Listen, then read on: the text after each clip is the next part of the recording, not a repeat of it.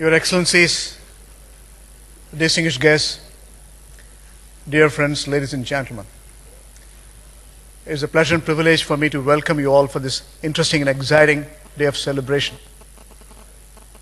Today morning we had the pleasure of having the highest level of representation from the state of Qatar. The finance minister was here. The central bank, the governor was here. It's a testament for us to realize how they view the importance of the relationship with India. I've spent over 30 years as a non-resident Indian. With the changing face of the world, with the changing face of the financial service, globalization, re-regulation, what was once called deregulation has become re-regulation with the financial crisis. Consumerism, technology are all redefining the global space. Extraordinary transformation in the world. Financial economies are converting, still trying to convert as real. Even after 6 years of financial crisis, we haven't reached a solution. What started as a liquidity crisis became a funding crisis. Funding crisis has become a solvency crisis, and it has become a sovereign issue world over. The spring meeting IMF last week, which was concluded, clearly is a revelation for us to realize global growth is still at stake. Communism has changed. Capitalism is altering its form and substance. Mixed economies are responding and redefining themselves. Huge amount of reorganization, transformation in the global governance. Eradication of extreme poverty, gender equality, ensuring environment sustainability. How do we set in universal health care? And again, ensuring universal education to convert this world as a knowledge society are integral part of the testaments we all have to realize to build this partnership. There's a new market preference, change in the spectrum of India. Global growth is said to be converging towards India. What was described as emerging economies or BRICS in substance is resetting its new vision and new alignment. Advanced economies are grossly underperforming. America, housing market is recovering. Inflation is not on. With deflection in the oil price, you have seen the reflection in real order. It's time. America is coming to terms as a world largest economy, as also oldest democracy.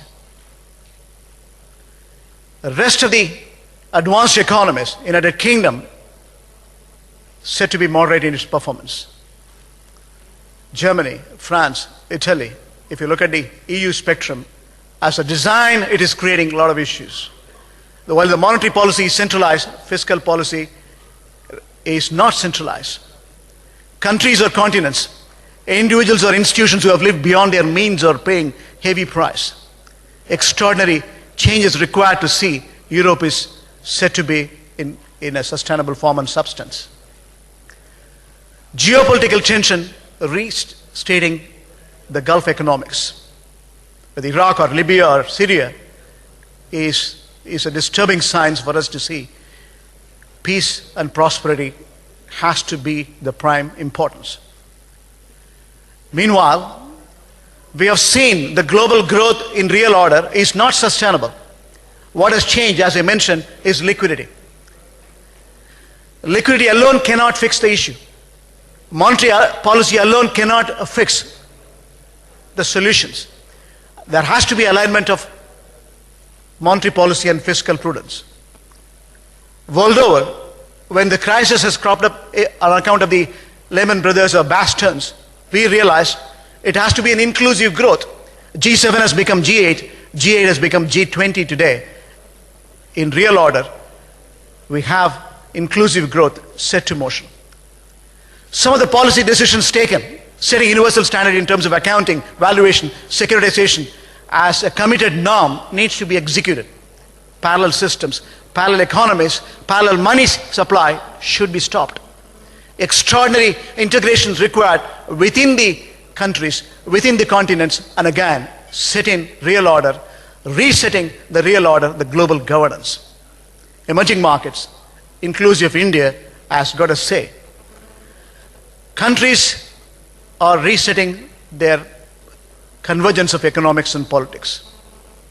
We have seen the reflection of global economics precedes the politics in real order to produce gross welfare to the mass.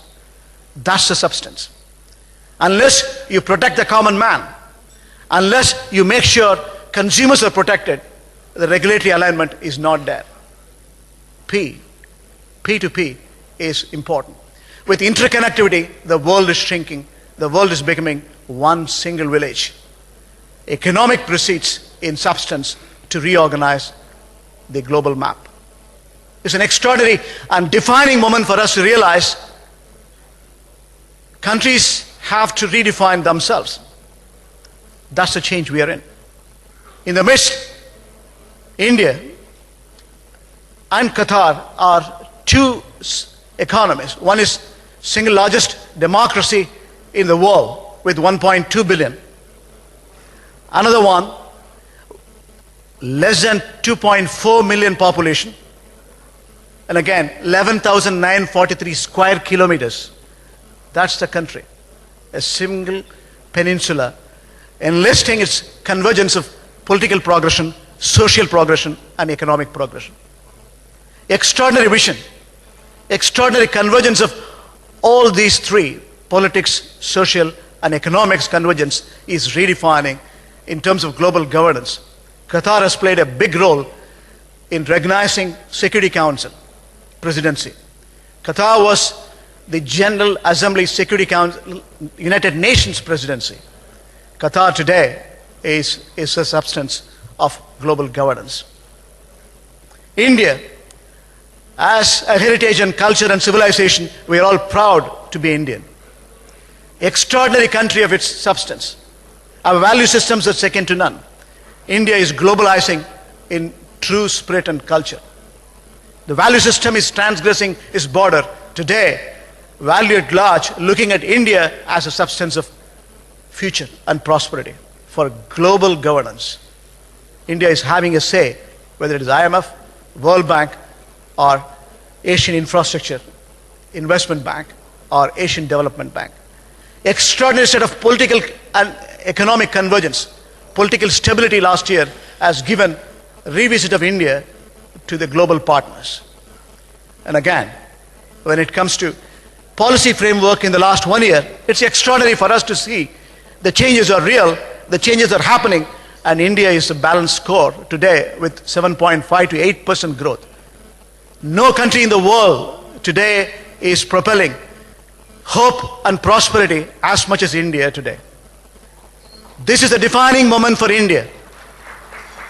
It's an extraordinary moment for India to realize, seize this opportunity so we grow, we build this partnership. We have to eliminate extreme poverty in India. We have to bring in gender equality in India. We have to bring in universal health care for all Indians. We have to bring in universal education for all Indians.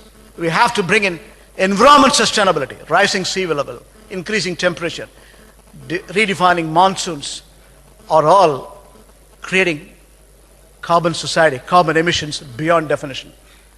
Our future is at stake. Our values are at stake. Our prosperity is at stake. That is precisely the reason there is and there will be reorganization in terms of policy framework. We have seen the reflection in terms of market liberalization. Whether it is defense, whether it is real estate, whether it is healthcare, or other policy changes which are required, today, India is redefining. The whole world is watching today with hope and prosperity. Will India set its mission course for next century, including this century, as a formidable force of economics and politics? That's real, and that is happening. This is the purpose for which we realized as an institution of extraordinary commitment to society, Doha Bank and its board of directors decided in 2004 to initiate Doha Bank in India. I have the privilege of having my chairman, His Excellency Sheikh Fahad bin Mohammed bin Jabir Al Thani, and also my managing director, His Excellency Sheikh Abdurrahman bin Mohammed bin Jabir Al Thani, who respected an Indian, who gave the responsibility to an Indian, who initiated steps to make sure you go to India with His Highness in 2005 and file an application for India branch. That was a dictum. Today, it is a reality. It is real for us to realize how considered their thinking is becoming a force of real reflection of action. That is precisely the reason today we have inaugurated. Wherever Qatar or the Gulf states have got economic linkage, we set our footprints. Right from the committed vision in 2002 to 2004, when we started redefining it, we realized we have to be in Japan as the single largest relationship for Qatar. Doha Bank is there since 2005, 2006.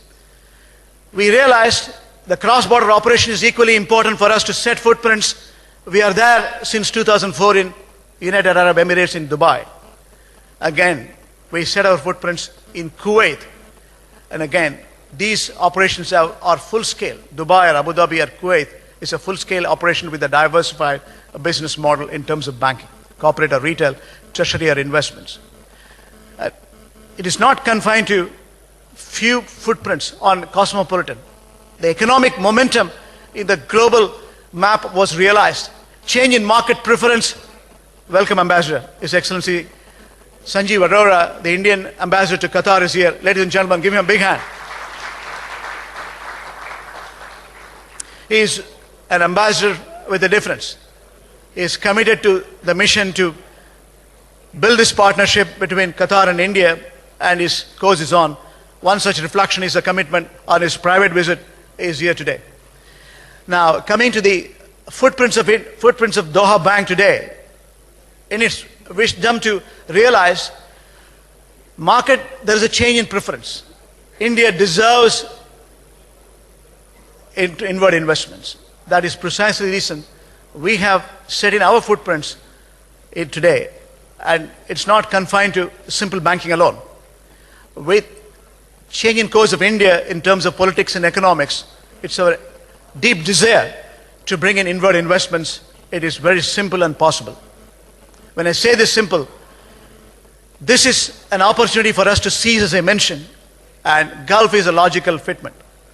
We have the bilateral relationship between India and the Gulf over $150 billion in terms of trade. India imports oil, natural gas and petrochemicals. We also export food, plant and machinery, apparels, jewelries, and we have human capital investments and proximity. The sovereign funds globally is around 6.7 trillion. Significant portion, more than 35%, comes from the place where we have maximum oil and gas. Over 40%, that means nearing 3 trillion, comes from the Gulf states. With the bilateral relationship India has got, it's our commitment to see this opportunity and build this partnership, ensuring we bring in inward investments. We need inward investments to improve the balance of payments position, to improve the fiscal position, to make sure our remittances, which is more than the foreign direct investments today, essentially coming from the Gulf, over $75 billion is the inward remittance for India through the non-resident and persons of Indian origin. Over 40% come from the Gulf state. A significant portion comes from some of the institutions like UAE Exchange. The chairman and managing director of UAE Exchange is here, B.R. Shetty. We should give him a big hand.